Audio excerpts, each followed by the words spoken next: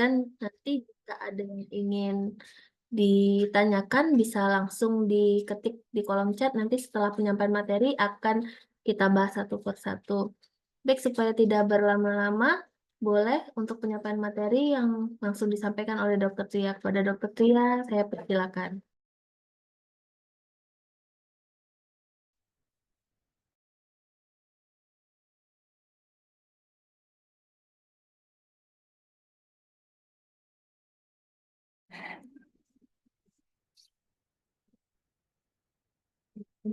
Oke, Assalamualaikum warahmatullahi wabarakatuh. Selamat siang, selamat sore ya, selamat sore Sobat Biaya Andika. Hari ini kita akan bukan membahas ya, sekedar sharing-sharing ya. Sharing terkait apa sih pentingnya vaksin hepatitis B, kan banyak nih pasti kalau Sobat BA Medika pasti sering nih lihat di Instagram atau mungkin di eh, Facebook juga ada ya. Ada RSBAM itu selalu apa ya, mempromosikan terkait vaksin, baik dari marketing langsung ke misalnya perusahaan rekanan. Ini loh kami ada vaksin hepatitis B. Sekarang kita mengulik, eh sebelum ke vaksinnya kita akan mengulik dulu apa sih sebenarnya hepatitis B itu. Apa-apa ya kita langsung ya. Jadi eh, hepatitis B itu merupakan suatu infeksi virus ya, infeksi virus yang menyerang hati. Dia nggak suka sama yang lain, dia sukanya sama hati, yang nantinya akan melalui fase akut, kronis, kemudian bisa menyebabkan nanti ujungnya itu di sirosis, bahkan kanker hati. Nah, kalau sudah eh, fase sirosis atau kanker hati ini, ujung-ujung terakhirnya istilahnya ya, mortalitas ke kematian. Jadi ini untuk apa namanya, infeksi hepatitis B ini tidak bisa kita anggap enteng. Next. Nah, secara ini data dari berbagai sumber ya, dari WHO, dari Riskesdas maupun dari Kemenkes dinyatakan bahwa lebih dari 350 juta global ya, secara global dunia itu orang terinfeksi kronis hepatitis B. Nah, dari 350 juta itu 75% orang Asia. Jadi di Asia itu termasuk ada beberapa negara yang memang endemis eh, hepatitis B, termasuk Indonesia. Nah, kalau di Asia Tenggara sendiri itu terdapat 67 juta orang yang positif hepatitis B kronis. Nah, berdasarkan Riskesdas 2013 Rikerdas 2013 ya, itu bukan 2023, itu terdapat 7,1% yang memang positif HBsAg-nya. Nah, eh, kalau di Indonesia itu sendiri penyebab hepatitis itu paling banyak itu hepatitis B, kemudian disusul dengan hepatitis C. Jadi hepatitis itu nggak cuma hepatitis B aja, sebenarnya ada banyak, ada 5 ya, ada hepatitis A, hepatitis B, hepatitis C, ya, delta ada, hepatitis E ada. Tapi yang paling jadi momok menakutkan lah ya, yang bisa mortalitasnya lebih tinggi dibandingkan yang lain itu hepatitis B sama hepatitis C. Karena dia bisa berujung ke sirosis hepatis bahkan ke apa, kanker hati dan kematian. Next. Nah, penyebabnya karena ini peradangan hati ya, penyebabnya tadi sebenarnya udah tahu ya, karena virus hepatitis B.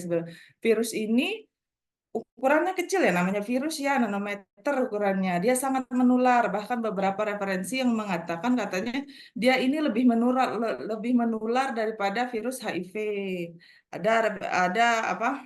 hmm, Ada beberapa jurnal yang bilang begitu. Kemudian dia penyebarannya atau penularannya lewat kontak. Kontaknya kontak apa? Kontak darah ya, cairan tubuh manusia. Atau yang memang sudah ada hepatitis B-nya. Jadi kalau misalnya kontak antara orang yang tidak ada hepatitis ya aman aja. Nah, ini kalau dia penderita, berarti penderita hepatitis B kontak ke manusia yang memang belum, misalnya kan, itu ada kontak fisik, istilahnya ya, cairan tubuh dengan darah atau produk darah, itu bisa menularkan hepatitis. Nah, hebatnya lagi, hepatitis ini dia Kalau disimpan di suhu ruang di suhu ruang dia bisa bertahan selama 6 bulan suhu ruang ya. Tapi kalau dia suhunya 44 derajat Celcius itu bisa bertahan sampai 7 hari.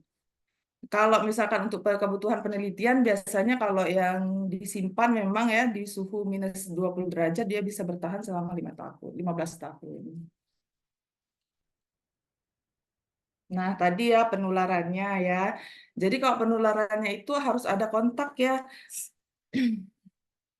Nah, penularannya ada dua, ada horizontal maupun vertikal. Kalau vertikal itu kita sebut misalnya biasanya dari ibu hamil ke bayinya. Ini saya lagi hamil nih.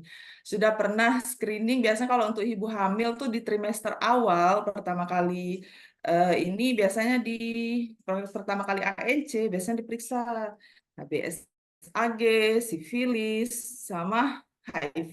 Itu triple screening wajib bagi ibu hamil. Karena kenapa wajib bagi ibu hamil? Karena virus hepatitis B ini bisa menular ke bayinya lewat plasenta. Nah, jika seorang ibu hamil karier itu dia nggak ada gejala, nggak ada sakit hepatitis, tapi di dalam badannya ada virus, itu karier ya. Hepatitis, terus HbA1g positif, maka bayi dilahirkan kemungkinan akan terinfeksi dan menjadi karier juga. Karier di sini berarti adiknya ada pas dicek lab ada nih tapi asimptomatik atau tidak ada gejala. Nah, 25% dari jumlah tersebut diperkirakan akan meninggal karena hepatitis kronis atau CHA hepar di kemudian harinya. Nggak langsung serta-merta bayi ya. Biasanya pas dia umur, karena progres untuk jadi cancer itu nggak tak kena hepatitis langsung cancer nggak. Dia butuh waktu. Bahkan ada nanti dijelaskan ada fase akut dan maupun fase kronisnya. Next.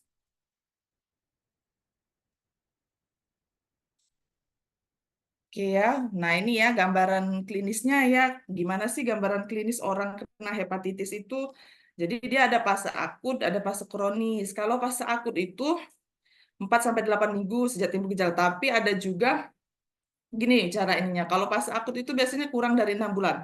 Kalau lebih dari 6 bulan dia udah masuk ke fase kronis. Nah, orang yang fase akut ini bisa dia sembuh 90% dia sembuh, maka sembuh tidak berlanjut ke fase kronis, tapi ada juga yang berlanjut ke fase kronis. Biasanya kalau kita cek labnya HBsAg-nya akan positif, masih tetap positif lebih dari 6 bulan ya.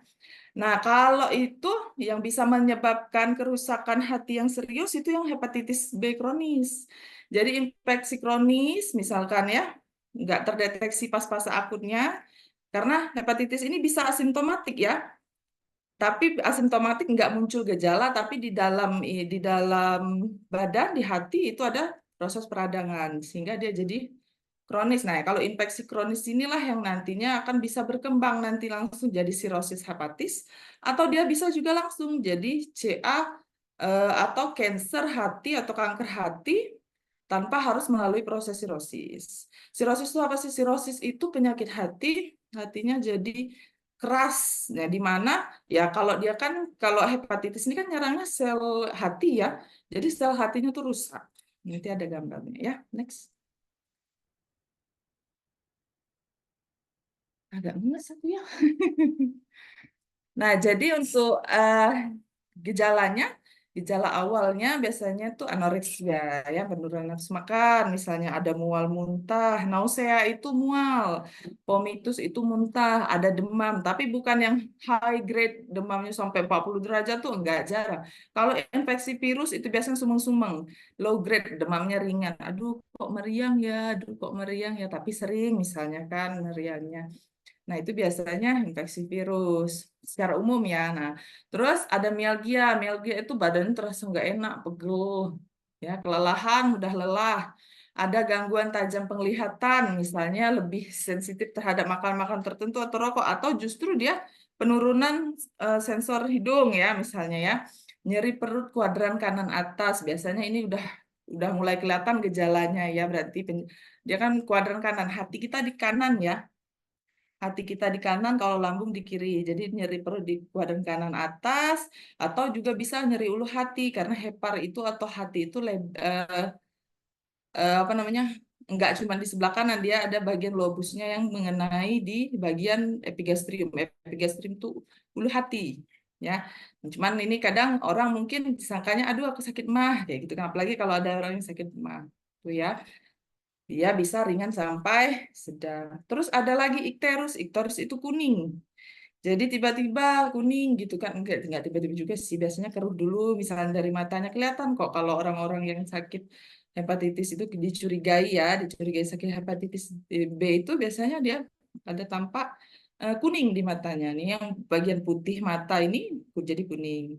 Nah, kemudian kalau berlanjut, ya itu tadi banyak ini. Kalau berlanjut ya tahapnya lebih lebih moderat gejalanya. Kalau tadi masih lah, masih apa ya, masih sampai sederingan sampai sedang. Kalau yang di bawah ya ada ensefalopati, sudah gangguan di otak ya.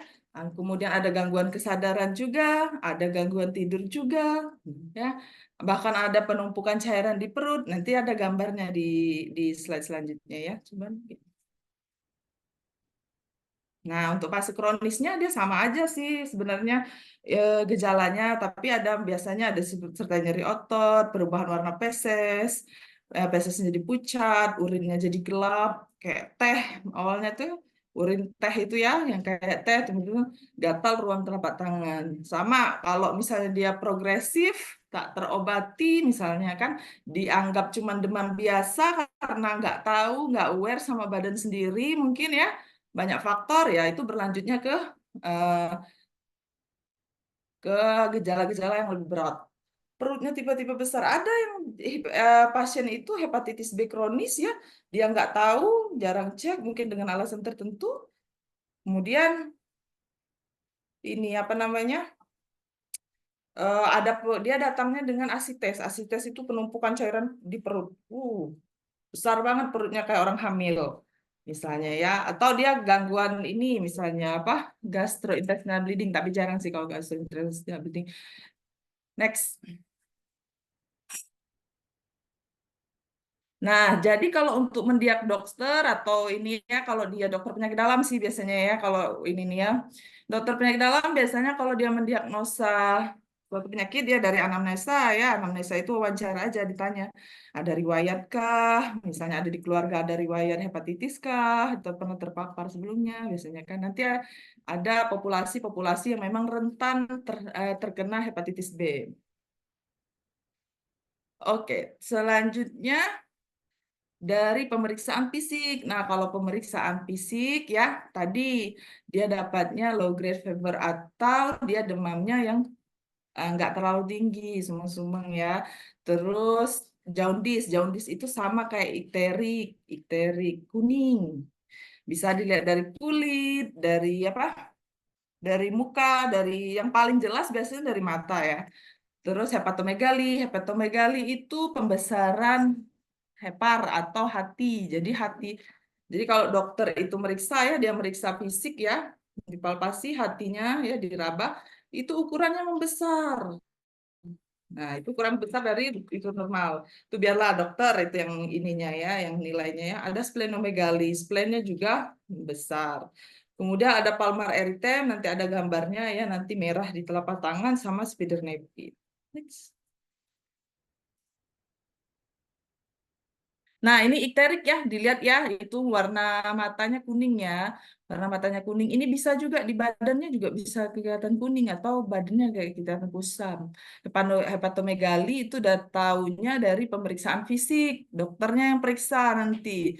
Diperiksanya heparnya udah membesar atau enggak. Nah, bedanya kalau dia udah masuk fase sirosis, parah biasanya ya, itu heparnya tadi atau hatinya tadi nggak lagi membesar, dia malah justru dia mengecil ukurannya, sudah banyak nekrosis soalnya, sudah banyak mati ya sel-sel heparnya. Kemudian kalau splenomegali, yaitu tadi ada pembesaran organ juga di splennya, saya nggak dapat gambarnya tapi malah dapat gambar MRI-nya ya. Terus ada palmar erythema, kemerahan ya, tapi ini nggak spesifik palmar erythema ya. Next.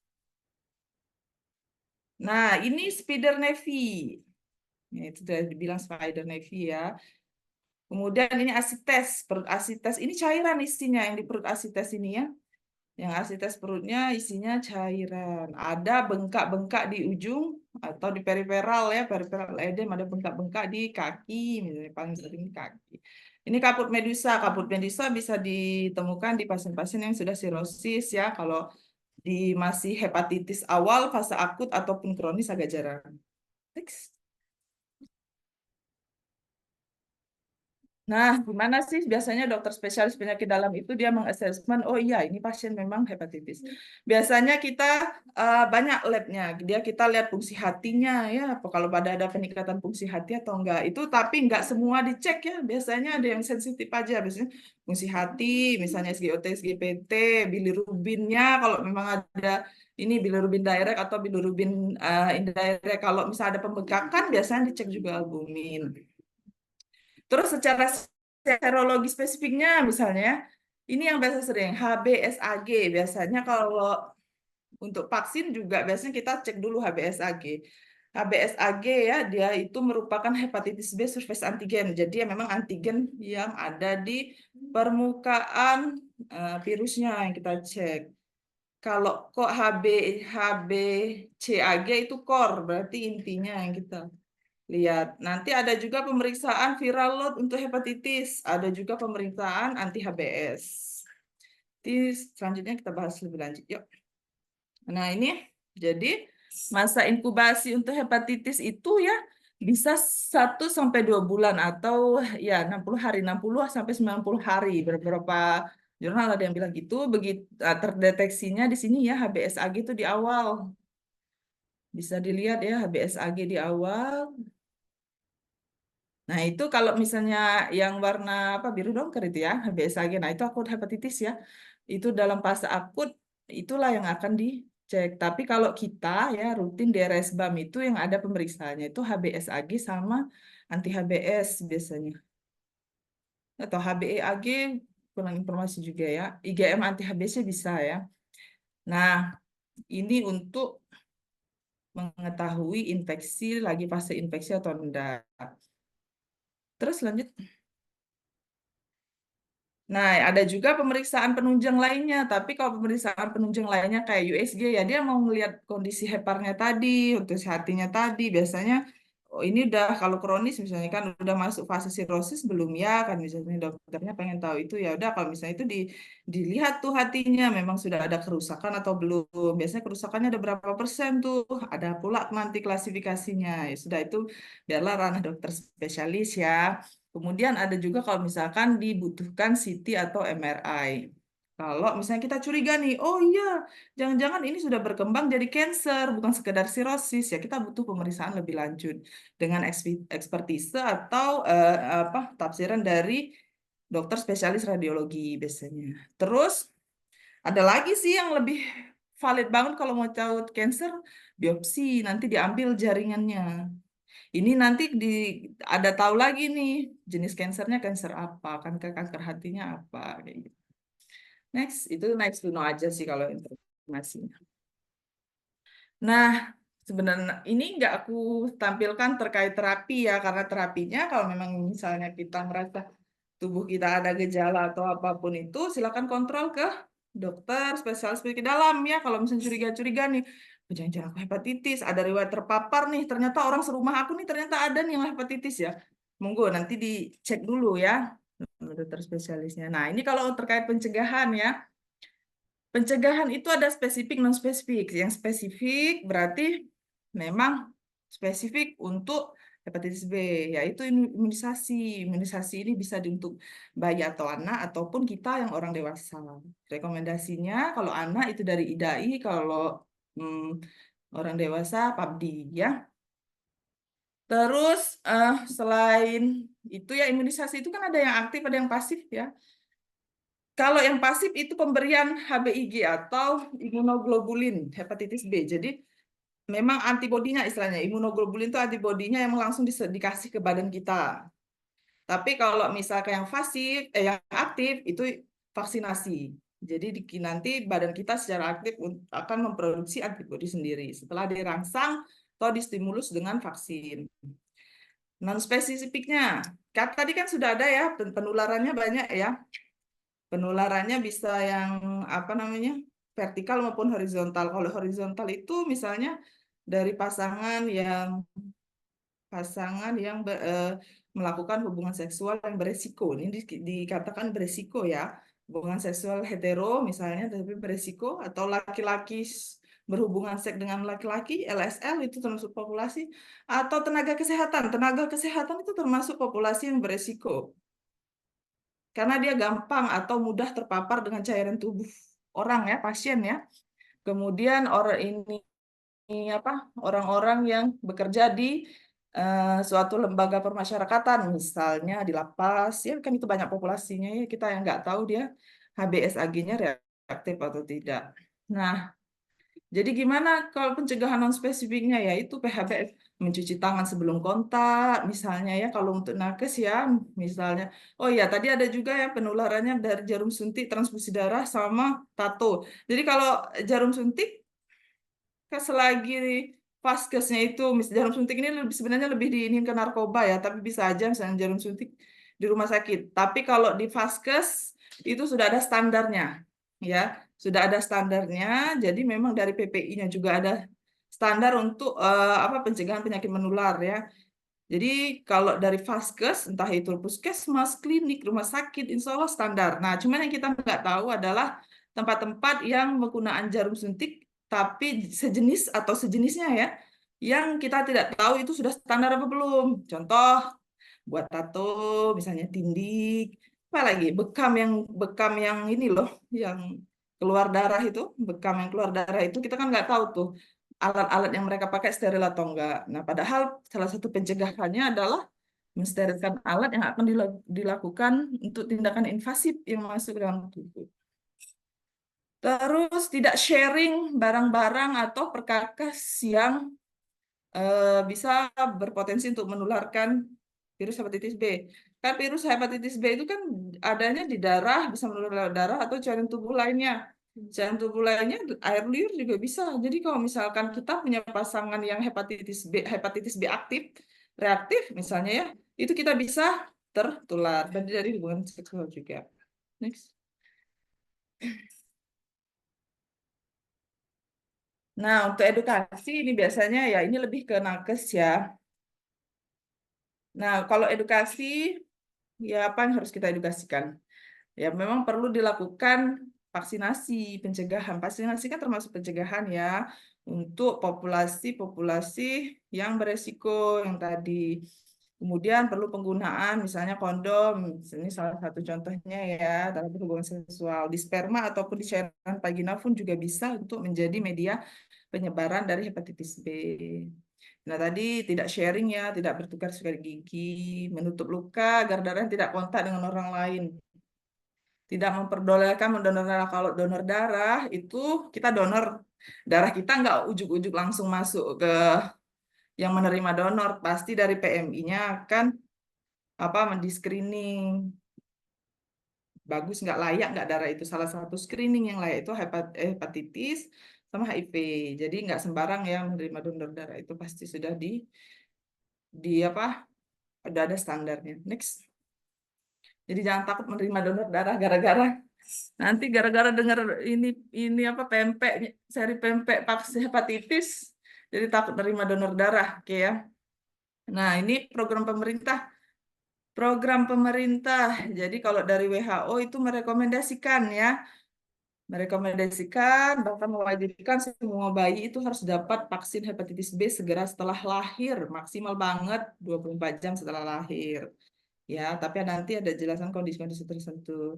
Kalau di Indonesia sendiri, kayak tadi memang sudah masuk program nasional ya, program imunisasi nasional untuk anak-anak. Kalau untuk dewasa belum, nggak ada program yang masih berbayar kalau untuk dewasa ya. Jadi imunisasi ini merupakan suatu pengendalian penyakit ya, penyakit menular ya. Ini biasanya dibawa banyak, bukan cuma hepatitis, ada campak, polio, difteri, tetanus, pertusis ya, batuk rejan, mumps, itu banyak yang masuk di program imunisasi nasional. Next.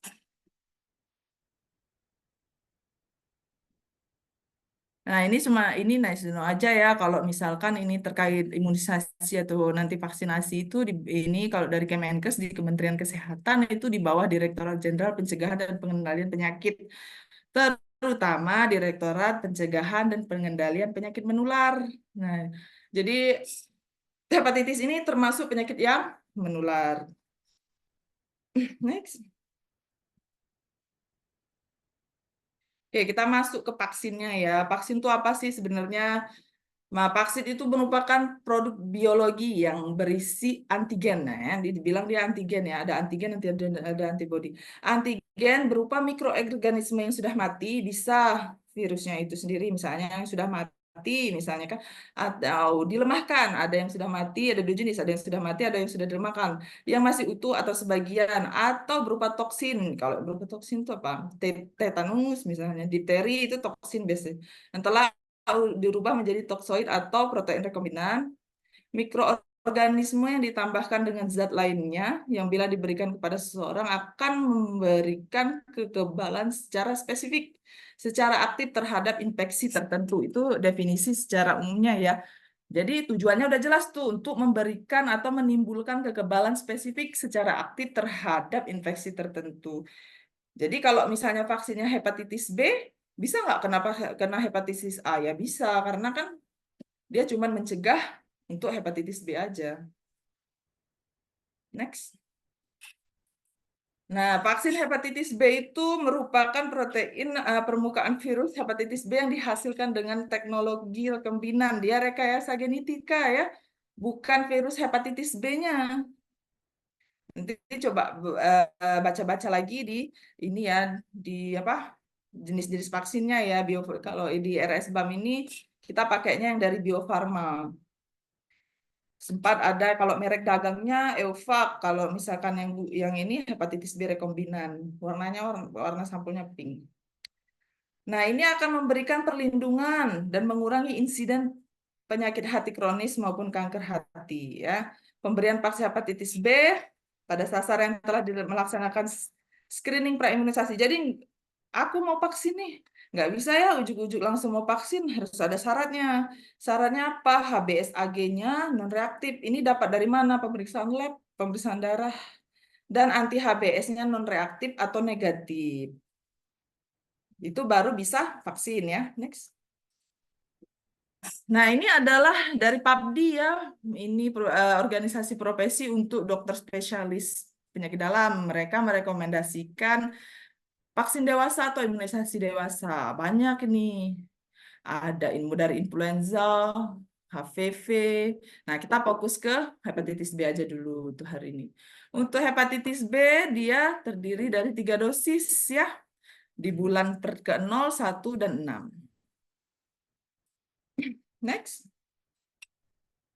Nah, jadi untuk dewasa ya, sesuai dengan arahan PABDI tadi, rekomendasi PABDI tadi, ada screening pravaksinasinya, praimunisasinya ya. Biasanya di anamnesa dulu, diwawancara dulu terkait ininya. Ada pemeriksaan fisiknya, biasanya di tensi, kan segala macam. Pemeriksaan labnya. Pemeriksaan lab ini HBsAg-nya non-reaktif ya. Kalau HBsAg-nya reaktif, itu tidak bisa divaksin. Jadi kami akan sarankan untuk konsul dulu ke dokter penyakit dalam. Akan dicek HBsAg reaktif ini apa maksudnya. Apakah sedang ada infeksi hepatitis kronis kah? Apakah ada infeksi hepatitis akut kah? Atau ini adalah sudah lama? Ya nanti dari dokter penyakit dalamnya mungkin yang merekomendasikan kalau misalkan ada ininya. Jadi, tapi kita juga nanti cek HBS-nya ya. Kalau anti HBS itu dia nilai normalnya reaktif ya, nilai normalnya reaktif. Kalau dia nilai normalnya non reaktif, itu berarti dia tidak punya kekebalan untuk melawan hepatitis B. Artinya kalau dia seseorang diperiksa lab anti HBs-nya non reaktif, itu satu, dia tidak pernah terpapar virus hepatitis B selama hidupnya. Misalnya saya nih dicek anti HBs-nya non reaktif, berarti selama hidup sampai umur berapa nih aku nih? Itu tidak pernah terpapar hepatitis B dan tidak muncul antibodinya istilahnya ya. Nah, atau yang kedua, Saya nggak pernah didapat vaksin. Nah, tapi ya kalau dia sudah anti HBS-nya sudah reaktif, berarti kemungkinan ada dua tadi. Dia pernah terpapar dulu atau dia sudah pernah vaksin. Nah, itu dikonfirmasi ke pasiennya. Ditanyakan, sudah pernah vaksin, Pak? Ya, ini hasil HBsAg-nya sudah reaktif. Oh, saya nggak pernah vaksin. Oh, berarti kemungkinan besar dia dulu pernah terpapar hepatitis B. Nanti dicek lebih lanjut. Nah, untuk orang dewasa ya, bulan ke-0 ya. Bulan ke-0 itu adalah dosis pertama. Hari ini dia datang pemeriksaan bawa nih. Bawa apa namanya? Hasil lab. Misalnya kalau sudah ada hasil lab ya kita bisa lanjut vaksin ya. Tapi kalau misalnya ujuk-ujuk datang tanpa hasil lab, ya kita pasti rekomendasikan untuk cek lab dulu ya. Baru bisa vaksin. Nanti dosisnya 1 ml. 1 ml itu 20 mikrogram vaksinnya ya. Disuntik intramuskular. Intramuskular tuh ke otot. Kalau penyuntikan otot ya, ada nakes ya di sini ya. Teman-teman pasti tegak lurus dia di deltoid. Deltoid ini nih otot lengan ya. Boleh nggak sih dok kalau suntiknya di pantat? Ya, kalau dari rekomendasi PABDI sih ininya tidak direkomendasikan kalau suntik vaksinnya di pantat karena di pantat itu banyak lemak. Penyerapan vaksinnya kurang sempurna itu aja. Nanti 1 bulan lagi baru dosis kedua, 5 bulan lagi dari dosis yang kedua tadi baru suntik yang ketiga. Next.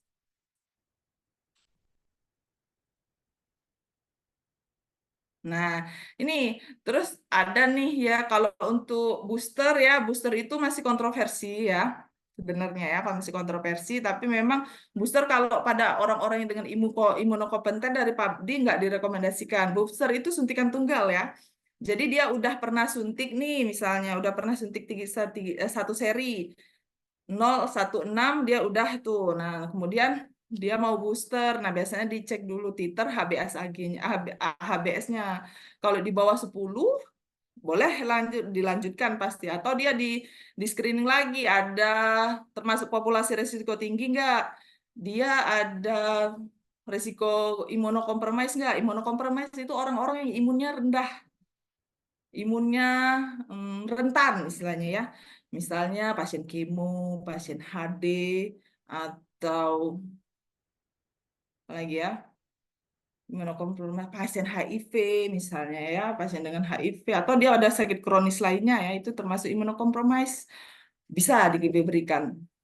Tapi kalau dia imunokompeten, sehat, enggak. Tapi juga ada juga nih, kalau dia pekerja dari populasi, ya itu direkomendasikan juga. Misalnya nakes.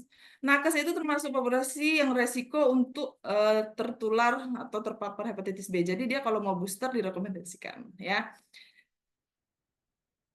Nah, ini ada khusus ya, kalau untuk pasien HD itu pasti dosisnya 2 kali lipat. Jadi kalau kita bisa dapat 20, dia dapat 40 dan penyuntikannya juga 4 kali. Karena kenapa dia imunokompromis? Saya sangat beresiko karena dia masukin alat terus tuh 2 kali. Kalau yang HD-nya 2 kali seminggu ya berarti 2 kali seminggu dia dimasukin ini dan alat alat mesin HD-nya juga beda antara pasien dengan hepatitis B ataupun dengan yang non hepatitis B. Next. Nah, itu kalau dewasa, kalau anak gimana? Anak ya, anak itu dosisnya 0,5 ml intramuskular di paha. Kalau dewasa di lengan, kalau anak-anak di paha. Jadi begitu lahir, tadi rekomendasi WHO-nya 24 jam ya. Jadi sebelum ada, kalau bayi baru lahir itu injeksi vitamin K sama hepatitis B biasanya. Gratis ini dari pemerintah, nggak bayar vaksin hepatitis B itu.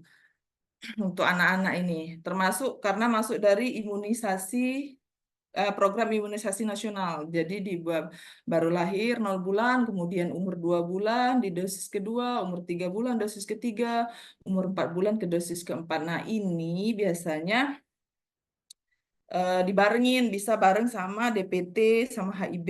Nah, kalau di RSBAM ada yang combo. Jadi nggak harus suntik beda jarum ya misalnya. Ini suntik DPT, pentabio, yang ini suntik sorry paha ya. Ini suntik hepatitis enggak. Kalau di RSBAM sudah ada dua, ya, sudah ada satu ini dia satu apa?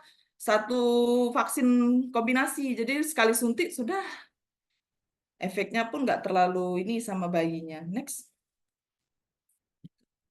Nah, ini Oh, ini untuk dewasa ya. Ini untuk dewasa ya. Nah, di sini kalau mau cari indikasi, lihatlah itu di hepatitis B yang bagian bawah ya. Ada kuning, kepotong ya itunya ya. Ada kuning ya. Kalau warna kuning itu direkomendasikan untuk populasi yang beresiko tinggi. Kalau warna agak hijau itu, iya ketutup penolak. Kalau yang warna hijau itu, kalau warna merah kontraindikasi ya. Kalau warna hijau itu boleh, itu direkomendasikan ya. Diberikan kepada semua orang tanpa ada ininya. Jadi lihat tuh yang hepatitis B ya pada kehamilan. Nah, kehamilan termasuk ini ya, termasuk ini. Jangan takut ya kalau divaksin karena kehamilan itu bukan kontraindikasi untuk divaksin hepatitis B. Karena kenapa? Dia nggak akan ini. Tadi dia juga bukan virus asli ya. Dia kan rekayasa genetika dari ragi vaksinnya ini. Rekayasa genetika ya dari ragi. Jadi aman untuk kehamilan dan ada studi next coba ada studi yang memang menyatakan kalau nggak terlalu ini dia nih nggak ada efek teratogenik atau membuat kecacatan pada janin. Tapi kalau misalkan ibu-ibu nih ragu atau apa ya bolehlah konsul ke sama dokter spesialis kandungannya ya kalau memang mau vaksin hepatitis B. Tapi vaksin hepatitis B pada ibu hamil itu kalau dia nggak ada resiko, ada faktor resiko ya ditunda aja nanti setelah dia hamil nggak wajib ya. Kecuali dia ada faktor risiko, misalnya pas dia hamil nih, dia dicek HbSAg non reaktif segala macam reaktif. Suaminya nih ternyata kerja tambang hasil MCU-nya HbSAg reaktif, misalnya ternyata ya, kan itu dia tinggal serumah dengan orang yang hepatitis B aktif. Nah itu dia berarti masuk di populasi risiko tinggi, dia disarankan untuk divaksin pada saat hamilnya, takutnya nanti menular ke janinnya. Ini vaksin hepatitis B. Nah ini ya, hepatitis B untuk dewasa dianjurkan kepada siapa? Pasangan atau keluarga yang satu rumah menderita hepatitis B. Orang yang bepergian ke endemis hepatitis. Indonesia termasuk endemis hepatitis ya kalau di mata dunia. Petugas kesehatan atau publik yang beresiko terkena paparan cairan tubuh. Yalah, tenaga kesehatan ya. Petugas gizi, oh ya, petugas gizi. Atau pekerja yang menyiapkan makanan. Kalau di sini di PT BAM rutin ya, kalau pegawai-pegawai gizi kita itu pasti dicek HbSAg sama anti HbS-nya dan divaksin. Orang yang beresiko dengan penyalahgunaan narkoba, seks bebas, tato dan lain-lain, orang yang dengan penyakit menahun misalnya ya, atau orang-orang dengan imunokompromis. Atau ini nih tujuan kita PMP hari ini, orang atau siapapun yang ingin terlindungi dari hepatitis. Misalnya dia imunokompeten, sehat-sehat aja, nggak ada sakit apapun, nggak ada faktor risiko lain misalnya, tapi dia ingin berlindung atau terlindungi dari hepatitis B untuk pencegahan di kemudian harinya. Kontraindikasinya cuma ada dua tuh, riwayat alergi terhadap ragi. Ragi itu kan tadi komponen ininya ya, dalam proses pembuatannya kan memang dia dari ragi ya. Nah itu atau ke atau memang kontraindikasinya ada misalnya penyuntik pada dosis pertama penyuntikannya ada komplikasi atau komplikasi ada apa efek samping istilahnya misalnya dia shock anafilaktik jadi sesak napas mual ruam-ruam mual-mual misalnya habis setelah disuntik vaksin hepatitis B ya udah berarti dia nggak bisa disuntik selanjutnya. Next. Nah ini ya vaksin hepatitis B itu baik dari Kemenkes maupun WHO menyatakan kalau relatif aman ya. Jadi secara umum aman dan tidak menimbulkan reaksi. Nah, tapi ada sih reaksinya biasanya sakit di bekas suntikan. Itu sebenarnya banyak faktor ya. Bisa jadi misalnya dari proses penyuntikannya ya. Terus ada nyeri otot, demam, sumeng-sumeng. Umumnya ya 1 kali 24 jam setelah disuntik. Itu kan biar ringan ya. Ini kalau gejala kayak gitu. Tapi selama yang nerima vaksin di sini ya, maksudnya di RSBAM nggak pernah ada laporan terkait KIPI ya, maksudnya kejadian pasca dia divaksin. Ini tadi ya kategori C ya pada binatang percobaan tidak ada efek samping terhadap janin kalau ibu hamil itu disuntik dengan vaksin hepatitis B. Next. Nah ini juga rekomendasi dari Satgas Imunisasi Dewasa PABDI tahun 2023 ya kita masih pakai tahun yang lama ya. Yang tadi ya, hepatitis B itu 3 dosis. 0, 1, dan 6. Jadi bulan ke-0, bulan ke-1, bulan ke-6. Next. Nah, ini untuk anak IDAI. Nah, kalau IDAI yang warna biru muda itu lihatlah itu. Hepatitis B itu disuntikkan di 0 waktu lahir. Ya. Nanti diulangi lagi dosis kedua di saat bayi usia 2 bulan, kemudian 3 bulan, kemudian 4 bulan. Itu bersamaan tadi dengan aku bilang DPT, polio dengan HIV. Sekali lagi di RS-BAM ada combo ini ya, apa heksasim ya, merek dagangnya. Jadi bayinya sekali suntik, nggak harus berkali-kali suntik sesuai dengan jenis vaksin. Nanti ada boosternya itu yang warna hijau ya, dilihat di umur 18 bulan. Itu anak-anak, itu IDAI. Nah, dan ini nggak ada pengulangan lagi ya. Beda dengan influenza. Kalau influenza dia ingat diulang tiap tahun. Kalau berdasarkan literatur itu bisa bertahan 15 sampai 20 tahun. Tapi itu kita melihat respon tubuh kita. Ada beberapa orang yang misalnya sudah divaksin, sudah berhasil ya vaksinnya ya, dia responsif terhadap vaksin ya, udah terbentuk antibodinya, itu bisa bertahan 10 tahun. Ada yang bisa bertahan 15 tahun, ada yang bertahan mungkin 20 tahun. Jadi nggak perlu ada pengulangan lagi vaksinnya. Sama kayak BCG. BCG itu sekali seumur hidup ya, pas bayi lahir aja. Sudah 1 bulan bayi lahir aja kan, kalau enggak ya enggak ada lagi ulangan. Next. Oke, ini ya. Di RS-BAM sudah banyak vaksin. Kalau mau vaksin hepatitis B ada di hari Senin sampai Jumat di jam kerja. Ya, standby terus. Kalau ada pertanyaan atau pengen konsul-konsul dulu boleh dari via WhatsApp ya. Next. Nah, selain hepatitis B sebenarnya kita sudah banyak vaksin. Ini contoh-contoh flyer yang pernah di-share di IG RS-BAM ya. Ada Havrix itu hepatitis A. Ada vaksin MR, MMR ya, vaksin grip itu influenza, ada vaksin untuk Rotarix ya untuk rotavirus, ada vaksin dengue, ada vaksin HPV. HPV itu untuk cegah kanker serviks dan penyakit yang disebabkan HPV bisa tuh untuk perempuan dan laki-laki. Ada syarat-syaratnya lebih lanjut. Nanti lah ya kita ada seri-seri yang selanjutnya untuk vaksin. Tapi untuk di RS-BAM vaksin lengkap yang nggak ada itu yang pernah nanya tuh cuman meningitis. Kalau meningitis belum ada kita. Kalau vaksin yang lain ditanyakan saja. Mungkin nanti kalau ada promo-promo banyak peminat. Kalau banyak peminatnya vaksin hepatitis B nanti kita buka promo. Next. Oke, ini cuman ini aja sumber tadi ya. Kalau mau baca-baca bisa ini nih petunjuk teknis pemberian imunisasi hepatitis, perilaku hepatitis. Ada juga buku pedoman imunisasi pada orang dewasa. Itu lengkap bukunya. Next. Ya, ini juga beberapa referensi manajemen program hepatitis B ya. Kalau mau baca-baca lagi, next. Nah, jadi itu ya kesimpulannya ya. Jadi hepatitis B itu bukan penyakit yang ecek-ecek ya. Dan hepatitis memang sudah jadi program dari pemerintah. Ya, lanjut ya Perin ya. Oke, baik. Terima kasih banyak dokter untuk penjelasannya sangat jelas sekali ya Sobat Pempek semuanya. Ini kalau kita lihat di kolom chat dokter udah banyak sekali ya yang ingin bertanya. Dan ini mungkin kita ada yang resen terlebih dahulu dok, izin.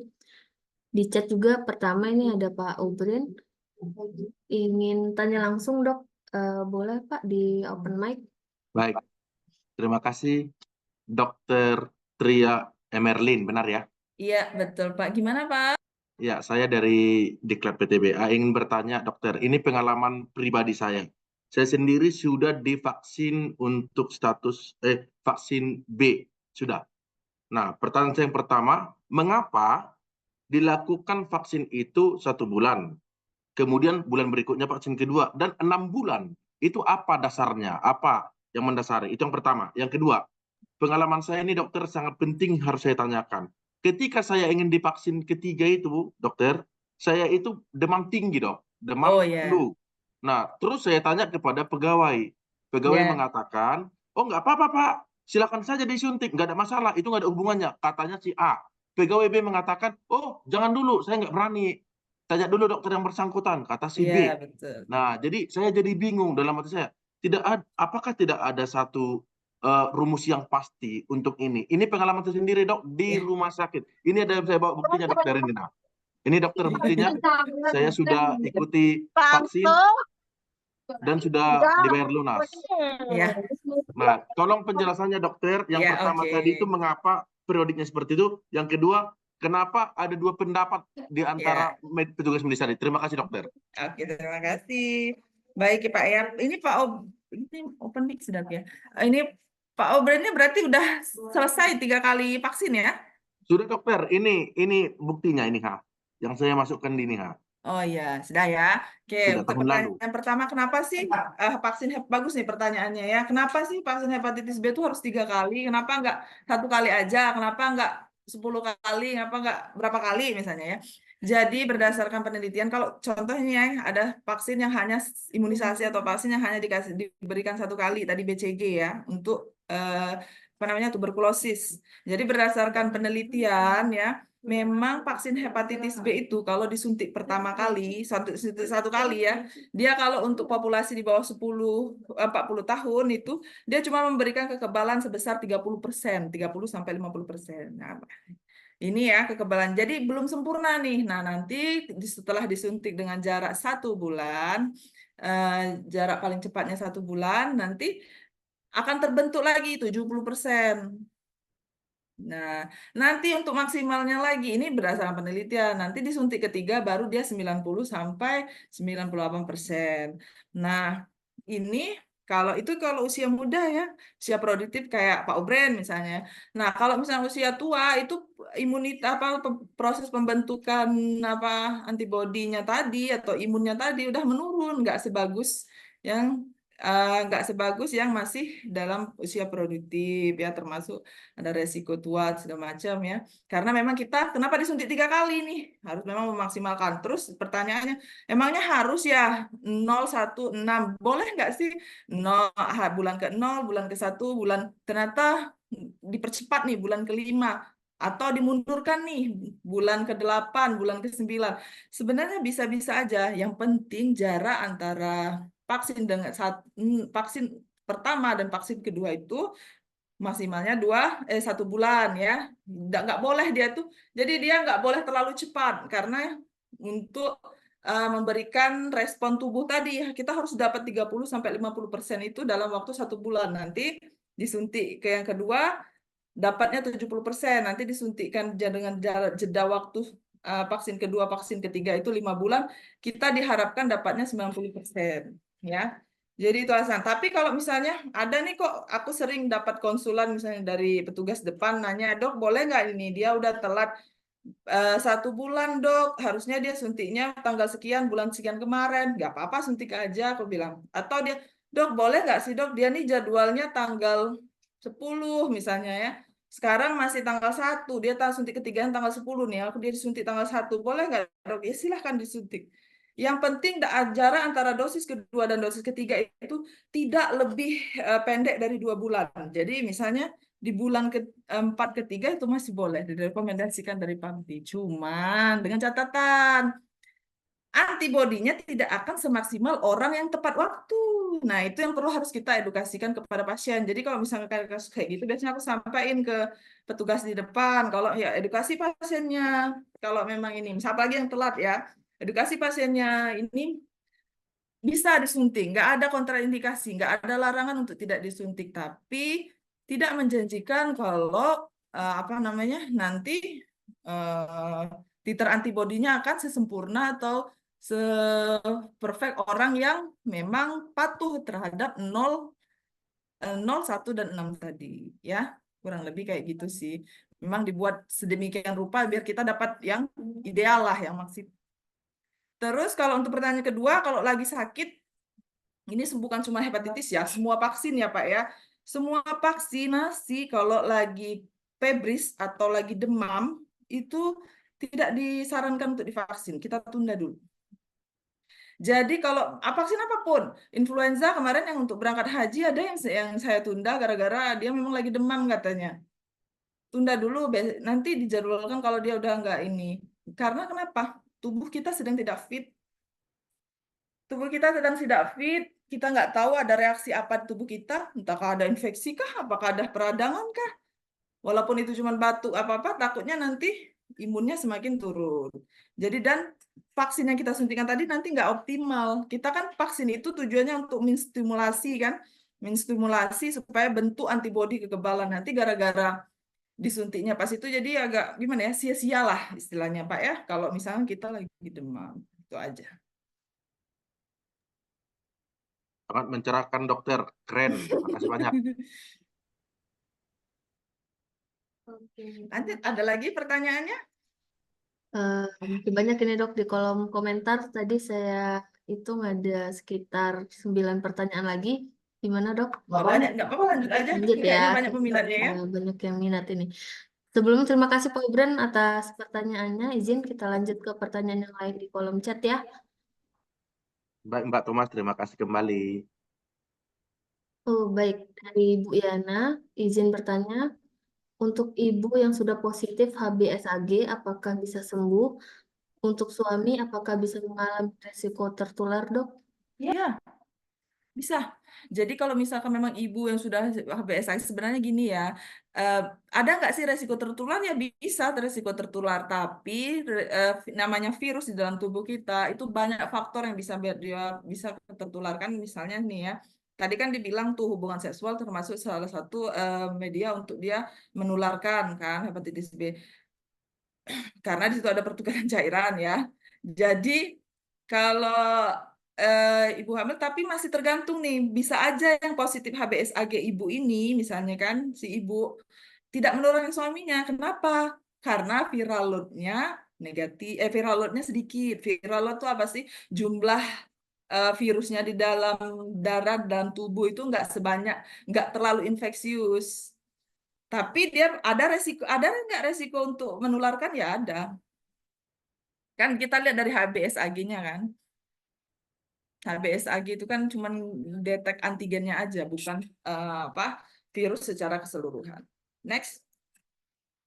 Oke, lanjut ya dok. Ini ke pertanyaan selanjutnya dari Vera Pati, dari PKBA, izin bertanya dok, apa akibat yang fatal jika seseorang tidak melakukan vaksin hepatitis B? Bagaimana jika dilakukan vaksin hepatitis B pada ibu hamil, dokter?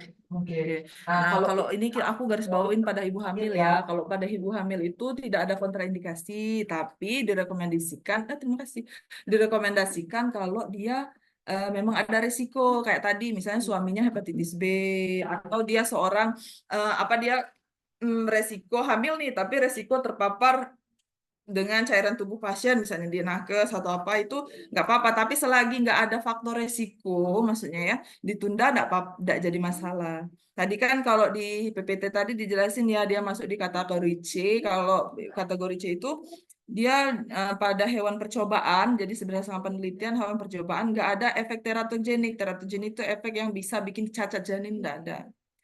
Itu ya satu. Yang kedua juga vaksin ini bukan vaksin yang dilemahkan, maksudnya bukan virus hepatitis B tapi dilemahkan, bukan. Dia adalah rekayasa genetika, rekayasa genetika dari ragi, jadi nggak terlalu ini ya, nggak terlalu apa beresiko untuk ibu hamil. Tapi ada baiknya, ini saran aja kalau misalkan ini ya udah apa namanya ditunda dulu aja. Tapi kalau ada resiko ya iya. Terus apa akibat yang fatal jika seseorang tidak melakukan vaksin hepatitis B? Kalau dia imunokompeten dan yakin tidak akan pernah terpapar virus hepatitis B, ya aman-aman aja, nggak akan ini, nggak akan apa namanya, nggak akan apa-apa, maksudnya nggak ada yang fatal. Tapi kalau ternyata misalnya ya dia petugas kesehatan nih terpapar sama pasien yang hepatitis B kan, pasien ini nggak tahu nih hepatitis B atau enggak, ternyata dia karier hepatitis B, asimptomatik, dia sakitnya dirawatnya dengan DBD misalnya kan, atau apa, ternyata kesuntik lah misalnya ada ke apa tusuk jarum suntik misalnya segala macam, itu kan berisiko juga ya, tertularlah dia hepatitis B, berakhirnya apa tadi Hepatitis fase akut dulu, fase kronis, kemudian sirosis, baru ke kanker hati. Kadang nggak sampai kanker, dari sirosis aja tuh bisa meninggal. Itu sih. Next. Oke, baik. Terima kasih banyak, Dok, untuk selanjutnya dari Ibu Ria ini izin bertanya bagaimana efektivitas vaksin hepatitis B terutama pada orang-orang yang berisiko tinggi, Dokter. Nah, jadi ini kayaknya efektivitasnya kayaknya muncul nggak ya kekebalannya. Jadi kalau misalkan muncul atau nggak kekebalannya itu eh, efektif ya. Jadi kalau orang yang dengan resiko tinggi tadi ya, populasi-populasi tadi ya, itu memang bisa memberikan kekebalan tubuh terhadap hepatitis B. Jadi ketika dia terpapar hepatitis B, ya tidak akan memberikan apa namanya, tidak akan jadi penyakit karena kita sudah ada imunnya ya, sudah ada imun. Apalagi sel tubuh kita itu dia hebat ya, dia ada sel memori. Jadi dia akan ingat, oh iya ini virus waktu itu pernah datang diserangnya. Jadi nggak akan sempat untuk dia bereplikasi di hati, tidak akan sempat dia untuk jadi apa, jadi penyakit. Jadi itu adalah pencegahan pencegahan yang paling efektif untuk apa hepatitis B. Tapi sebelum terpapar, kalau sudah terpapar ya beda cerita. Terus ada nggak sih orang yang sudah ini kan bahas efektivitas ya. Ada nggak sih orang yang sudah divaksin nih, udah lengkap nih sesuai jadwal 016. Tapi imunitasnya nggak terbentuk ternyata pas dievaluasi. Iya ada. Tapi itu banyak faktornya. Bisa jadi karena respon tubuh ya itu masih diteliti itu oleh ini. Jadi ada kelompok responder atau yang dia merespon terhadap vaksin, ada yang tidak merespon terhadap vaksin. Nanti dia nggak terbentuk maksimal walaupun sudah disuntik 3 kali dengan waktu yang tepat. Next. Oke, izin Dok, kita lanjutkan ini dari Ibu Dwi Cahyati izin bertanya mengenai pemberian vaksin hepatitis B pertama pada bayi yang lahir dengan berat badan rendah. Apakah boleh dilakukan, Dokter? Oke ya. Ada nih syarat, bagus nih pertanyaannya nih. Jadi ada syaratnya ya. Sebenarnya wajib semuanya. Bahkan bayi baru lahir dari ibu hepatitis B aktif. Misalnya ibu nih, saya melahirkan bayi, amin jangan saya lah. Misalnya contoh ada pasien nih melahirkan bayi ya. Melahirkan bayi ternyata dia ibunya ini HBsAg-nya reaktif. Nah, anaknya kan kita nggak tahu ya reaktif atau enggak kan. Tapi ada tadi di slide tadi kan sudah dijelaskan ya bisa menular ke bayinya. Itu bayinya tetap akan diberikan vaksin dan diberikan HBIG atau hepatitis B imunoglobulin. Jadi dia masuk juga ya, dikasih vaksinnya tapi memang tanpa mempertimbangkan berat badan ya kalau ibunya HBsAg-nya positif. Tapi kalau HBsAg-nya negatif, misalnya bayi prematur di bawah 2 kilo, itu enggak, nanti ditunda dulu. Enggak langsung serta-merta kita suntik hepatitis B. Itu kalau dari IDAI ya. Di situ kalau dijelaskan nanti paling lambat itu 1-2 bulan ya, atau 7 hari biasanya. Kalau misalnya kalau pasien yang ini pasti ngejar berat badan dulu ya 1-2 bulan. Tadi di slide tadi itu sebenarnya ada di jadwal imunisasi nih, imunisasi anak yang dari slide IDAI. Kalau ibunya mau lihat itu ini ada di search aja di jadwal imunisasi anak ya. Nanti ada muncul tuh penjelasan di bawahnya. Kalau yang di bawah 2 kilo itu tidak direkomendasikan untuk divaksin, nanti ditunda dulu. Nanti 1 bulan kemudian baru dia divaksin atau pokoknya kalau berat badannya udah catch up lah baru boleh divaksin. Yuk. Oke, baik. Terima kasih banyak, Dok. Izin kita lanjut lagi, Dok ya. Ada 1, 2, 3, 5 lagi, Dok. Nah, ini untuk yang selanjutnya dari Bu Sarina kita. Ini ada 2 pertanyaan nih, Dok. Yang pertama, izin bertanya, anti HBs saya sudah positif, tapi saya belum melakukan vaksin. Apakah itu harus booster lagi atau tidak, Dok? Dan yang kedua, ada keluarga saya positif HBsAg, tidak ada keluhan, lalu dia melakukan vaksin hepatitis B dan cek ulang HBsAg-nya menjadi negatif dan anti HBs-nya positif. Yang ingin saya tanyakan, apakah kasus seperti ini masih kemungkinan besar untuk menularkan ke orang lain dan sampai berapa lama antibodi tersebut bertahan dalam tubuh setelah divaksin? Terima kasih, dokter. Ya, ini bagus juga pertanyaannya ya. Anti HBs saya sudah positif, tapi saya belum melakukan vaksin hepatitis B. Berarti kemungkinannya dulu pernah terpapar hepatitis. Kalau nggak pernah vaksin, tapi resolusi dia bagus. Berarti imunnya Mbak Sari ini bagus berarti. Makanya dia ada anti HBs-nya reaktif. Tapi nanti kalau untuk memastikan lagi, saya perlu booster nggak nih? Nah, ini tadi ya kalau dari PABD itu nggak merekomendasikan booster untuk ya orang yang imunokompeten ataupun orang yang di bukan populasi tinggi. Tapi kalau Mbak Sari ini misalnya, Mbak Sari kerjanya apa? Kalau tenaga kesehatan misalnya ya, dokter atau perawat ya, pokoknya di ranah kesehatan yang memang gampang terpapar dengan cairan tubuh pasien yang memudahkan untuk transmisi hepatitis B, ada baiknya booster. Mau memastikan lagi, nggak yakin lagi, cek titer HB itu, titer apa namanya? Titer antibodinya. Nah, kalau dicek titer antibodinya dikurang dari 10, wajib booster walaupun hasil anti HBs-nya reaktif ya. Terus ada keluarga saya positif HBsAg, tidak ada keluhan, lalu melakukan vaksin hepatitis dicek ulang, hasilnya negatif ya, HBs-nya positif. Oke, good, itu berarti. Kalau masih menularkan ya enggak, karena HBsAg-nya sudah non-reaktif ya. Ada juga memang ada kasus-kasus seperti itu ya. Dan sampai berapa lama antibodi tersebut bertahan dalam tubuh. Nah, tadi tak saya bilang ya bisa bertahan 10 tahun, 15 tahun, sampai 20 tahun. Nah, tapi semakin berjalannya waktu, ada juga fenomena kekebalan yang memudar atau winning.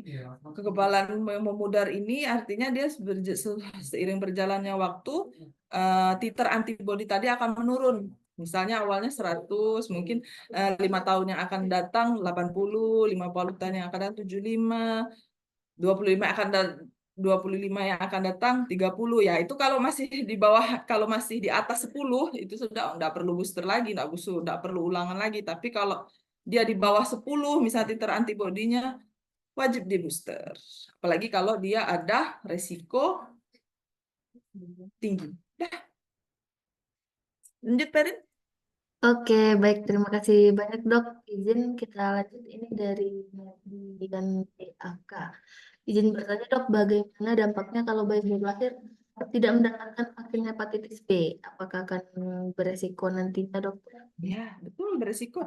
Kenapa itu aturan dibuat atau rekomendasi dibuat oleh WHO dan PABD ya? Karena risiko penularan hepatitis B itu sangat cepat. Apalagi kalau dia dari anak-anak. Misalnya anak-anak ya dia tidak kita bayi lah ya, tidak kita proteksi dengan hepatitis ya. Saya agak kasihan nih sama orang-orang yang memang anti vaksin ya, maksudnya dengan berbagai alasan lah. Ini nanti anaknya ini, misalnya dia masih bayi, masih kecil, yang masih rentan, imunnya yang belum sempurna itu terpapar dengan hepatitis B, dia akan 20% sampai 30% itu nanti pas dia usia remaja sampai ke atas, misalnya dia terpapar di awal ya, itu akan berkembang nanti hepatitisnya. Jadi dia nanti akan apa namanya, ada penyakit hatinya, bukan penyakit hati apa sih, hepatitisnya itu akan berkembang maksudnya, jadi sirosis bahkan karsinoma itu kanker. Jadi kan eman-eman ya, karena kita nggak tahu paparan hepatitis B itu bisa dari mana aja. Anaknya dicium aja sih sebenarnya enggak ya, tapi kalau misalkan ini terpapar di tempat, misalnya dia sakit ya, terpapar dengan cairan tubuh siapa, misalnya dari ibunya atau itu kan masih bisa ya untuk menularkan virus hepatitis. Lagi pula ini sekali seumur hidup loh, maksudnya rentang waktunya itu bisa sampai 10 tahun atau 20 tahunan masa waktu ini imunitasnya terbentuk itu. Jadi makanya IDAI itu bikinnya ya tadi ya berdasarkan itu tadi 0, 2, 3, 4 bulan tadi, nanti dewasa misalnya dia mau cek kemungkinan masih reaktif. Nah, kalau misalkan non reaktif misalnya kayak kita nih Saya katanya sih dulu lengkap ya, tapi pas saya cek dewasa ini non reaktif ya. Umur saya udah berapa ya? Udah lebih dari range waktu bertahannya apa imunitas itu. Jadi vaksin lagi. Tapi kan selama range waktu itu ya pencegahan kita sudah optimal kayak gitu. Next. Oke, izin lanjut ya dok. Ini dari Jerry. Ini sebenarnya yang tadi sudah dijelasin kayaknya ya dok ya. Mm-mm. Terkait efektivitas vaksin hepatitis B dokter. Yang tadi dokter jelaskan.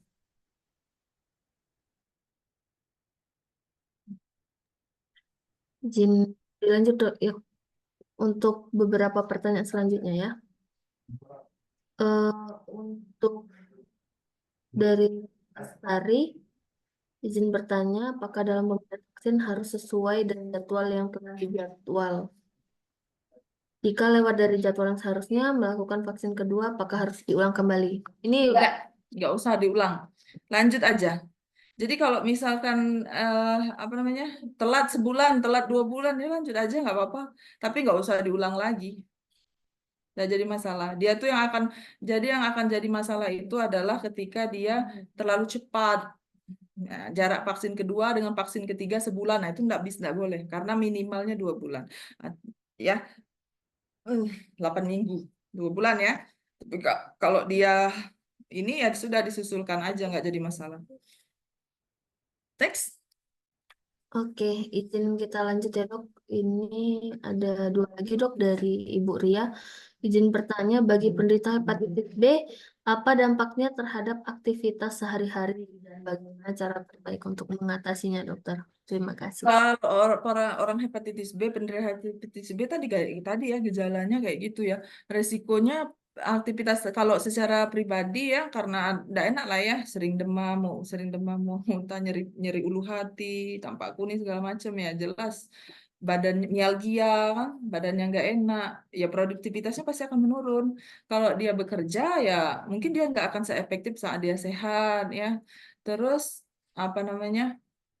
Mengganggu lah, cukup mengganggu aktivitas. Bahkan kan kalau yang hepatitis B, misalnya aku itu bisa sampai dirawat inap di rumah sakit. Nah, tapi kalau yang asimptomatis ya, yang nggak ada gejala, nggak ada ganggu apa-apa, dia petantang petenteng aja dia kerja. Ini tapi ya dia membawa virus hepatitis B dan akan berpotensi menularkan ke orang lain. Nah, ini yang bahaya. Itu ya. Tergantung, jadi dampaknya terhadap aktivitas ya tergantung gejalanya, derajat gejalanya itu aja. Kalau berat ya pasti akan berdampak. Kalau nggak bergejala ya nggak berdampak, tapi menularkan. Tergantung dari viral load-nya tadi. Next. Oke, baik. Izin dok, ini pertanyaan terakhir kita pada sore ini ya dari Kak Nur Pradana. Izin bertanya, apakah orang yang sudah vaksin hepatitis lengkap masih memungkinkan untuk terpapar hepatitis juga atau tidak akan terkena lagi dokter?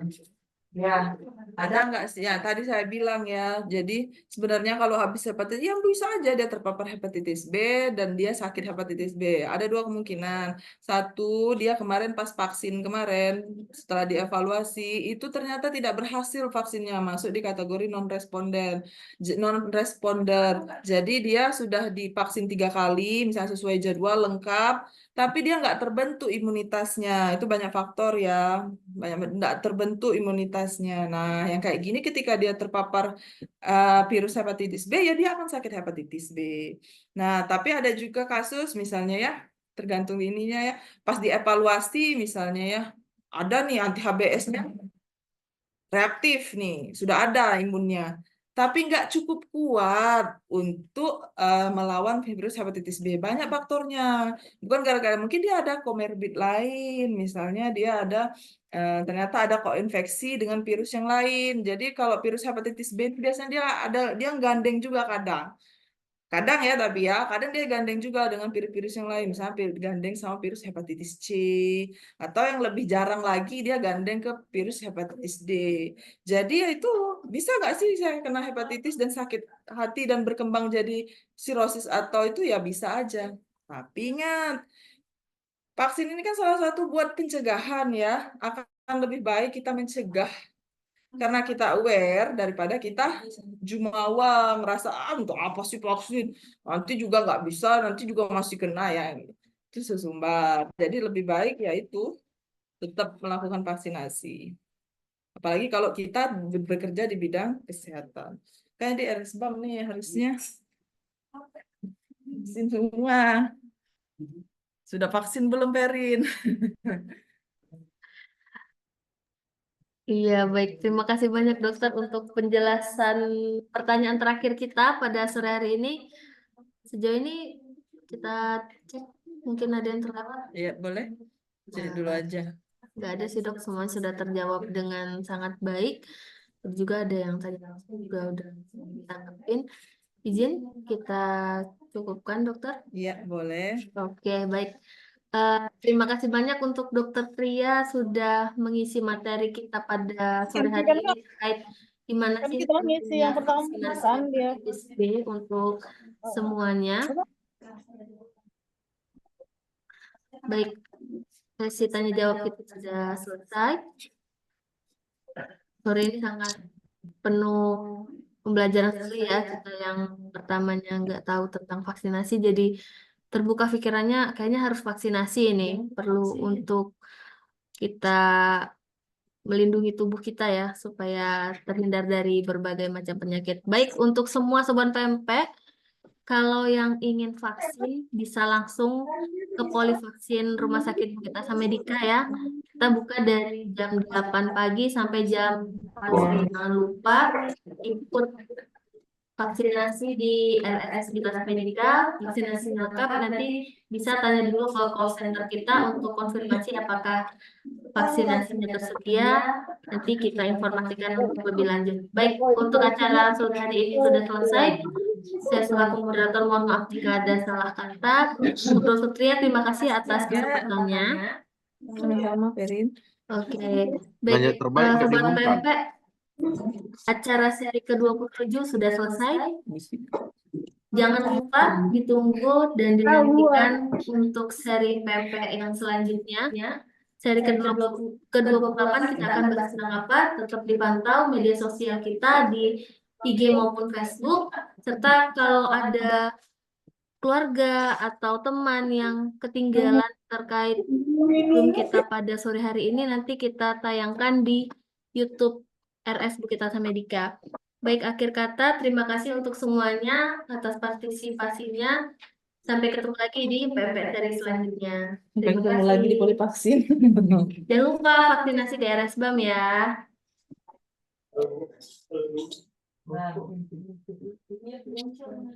Oh ya, untuk pertanyaan terbaik nanti akan kita share di grup webinar. Kita kan sudah tergabung di grup webinar RSBAM, nanti kita akan share di situ 3 pertanyaan terbaiknya. Oke, terima Iya, dulu aku kasih. gabung di grup ini. Baik, terima kasih Dokter Tria Merlin dengan Mbak Thomas. Saya izin live ya. Iya, baik, Pak. Order tuh, omong Stella apa di Botor tuh suara sopo sih. Botor suaranya.